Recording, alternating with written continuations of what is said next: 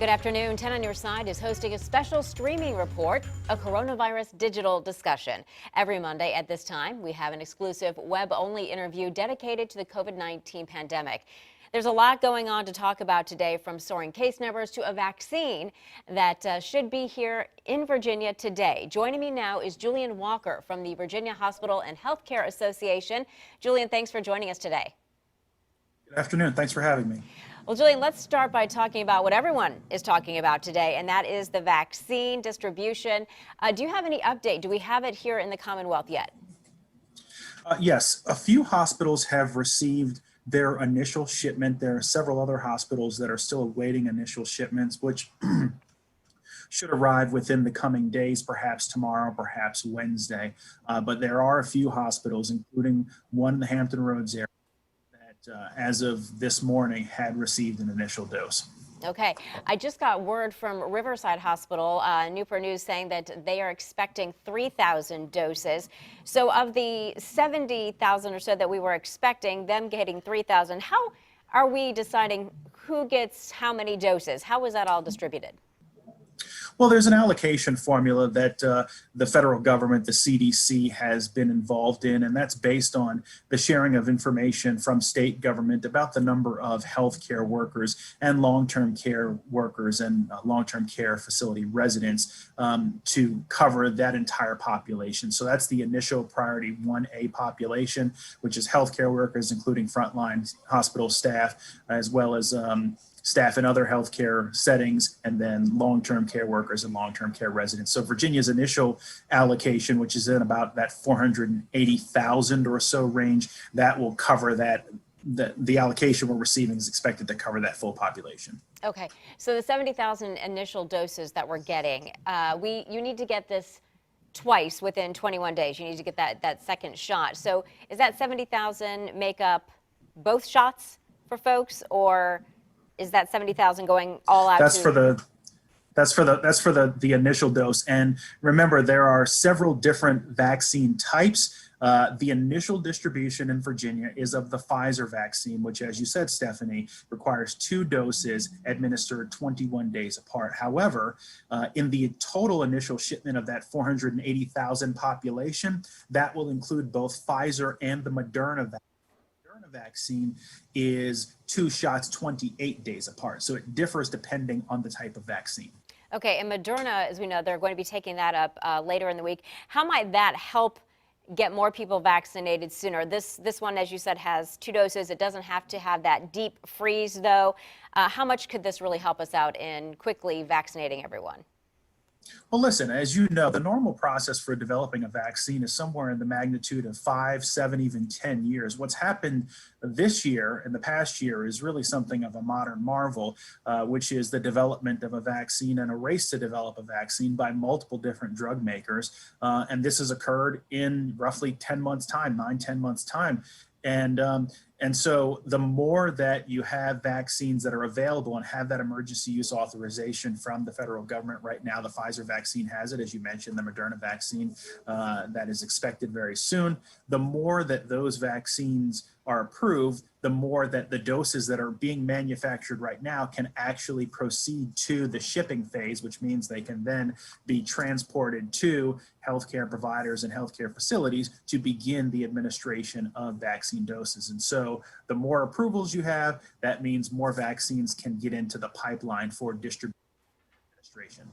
All right, so some of the hospitals in Virginia already have it. You said one here in Hampton Roads. Do you know if they've actually started to administer it yet at any of these hospitals?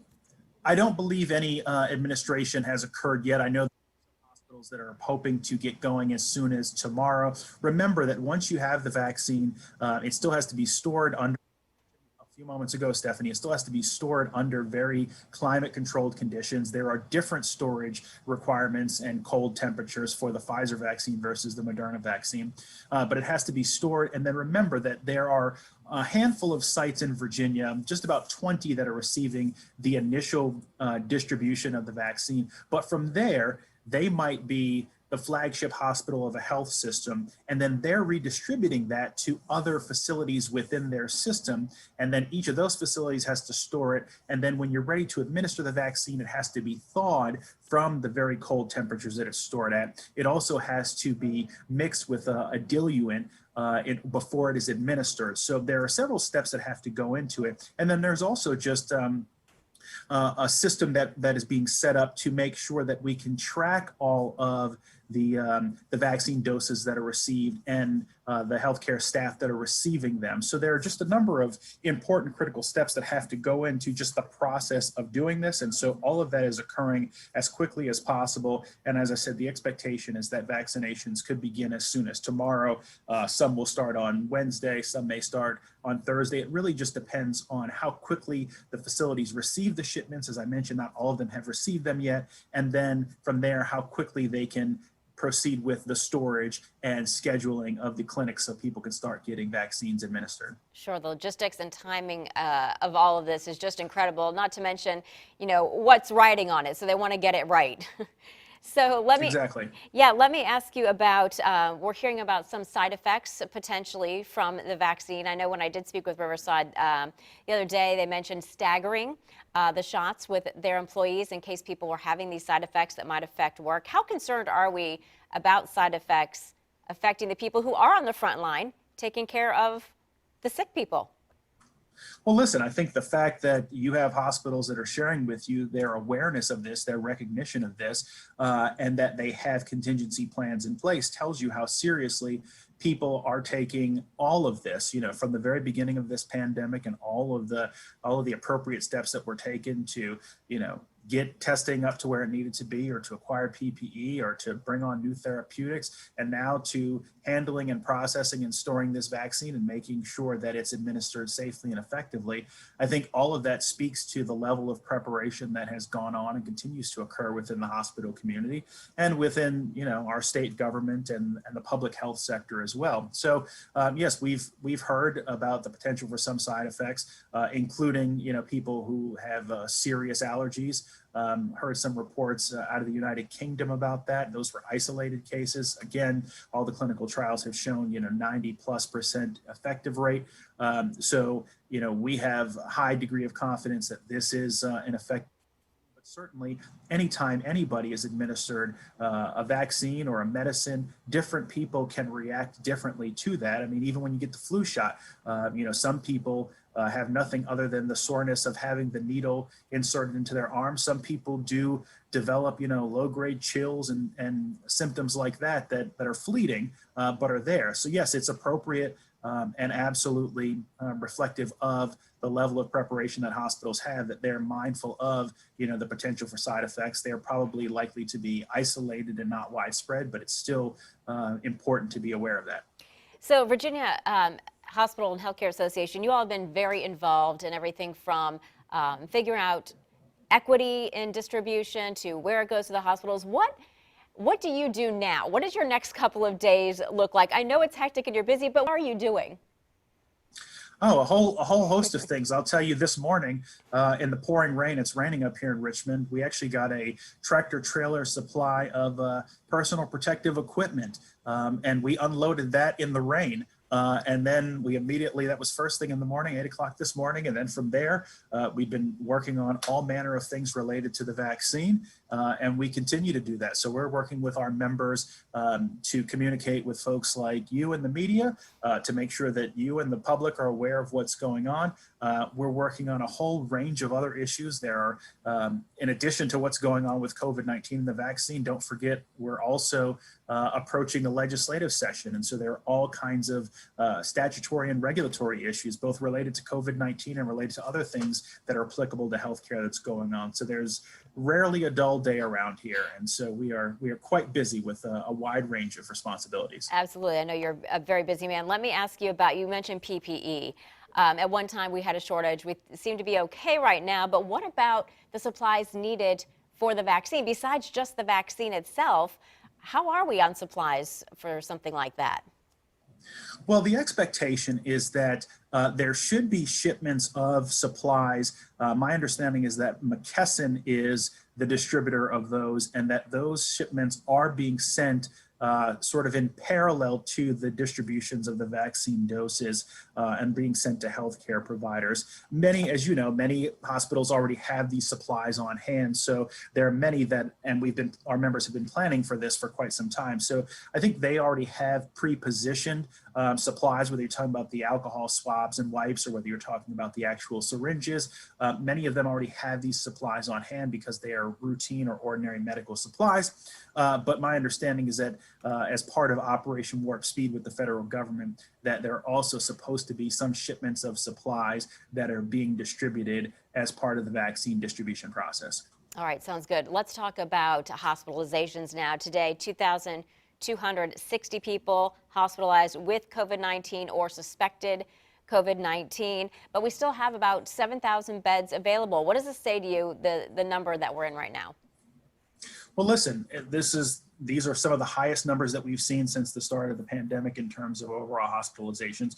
What's slightly different this time is that in previous peak periods, which we had one in the spring and one in the summer, those were sort of sharp spikes, sharp increases, and in many cases they were related to one region or one area where there was a significant uptick in cases. What we're seeing this time around is that there's a more even distribution, and so more communities are seeing a rise in numbers, but they're not necessarily those sharp spikes. They're just sort of a steady increase. Now, there are certainly pockets of elevated cases in the Commonwealth. Southwest Virginia, for example, is one area.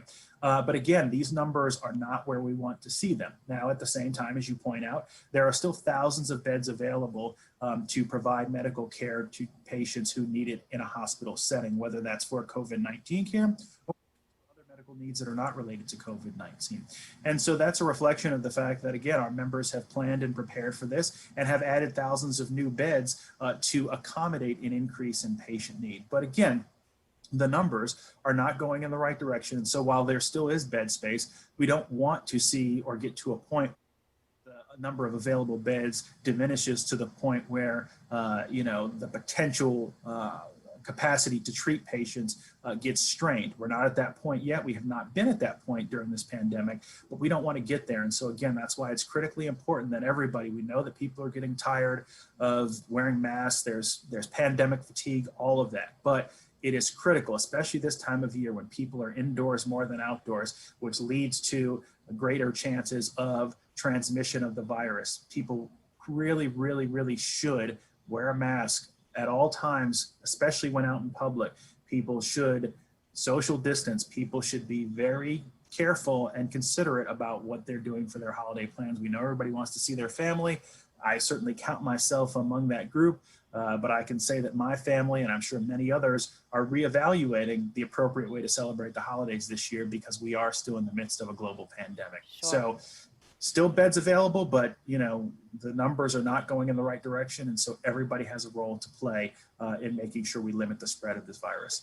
Julian, today the governor's most recent mandate went into effect this morning. Do you think, or what kind of impact do you think it might have on these numbers of those being diagnosed and hospitalized? Well, listen, all we can do is continue to share the message and speak with people like you, Stephanie, to try to communicate with the public, just as the governor is doing, and saying this is serious. The governor has the ability to put in place rules for the Commonwealth. We don't have that ability, but we can try to at least reiterate some of the principles that the governors or other leaders are expressing with respect to these personal safety behaviors that are simple for everyone to practice. And so we hope that people, whether they listen to the governor or they listen to Dr. Fauci or they listen to their local doctor or they listen to clinical experts or anyone else, anyone that is sharing that message, that consistent message about wearing a mask, about being smart, about social distancing, about being careful about attending gatherings beyond a certain number of people. Anyone who's sharing that message, we will help communicate that and hopefully be a megaphone to help broadcast that with the help of partners like you and other folks in the media, Stephanie. All right, Julian Walker, thank you so much for your time today. I know you're a super busy man, so I'm sure we'll talk to you again soon. Thanks so much for your time. Thank you. All right, and thank you all for watching. And be sure to join us every Monday at this time for more coronavirus digital discussions. I'll have a recap of this interview coming up today, starting on WAVY News 10 at 4 o'clock. I'm Stephanie Harris. Have a great afternoon.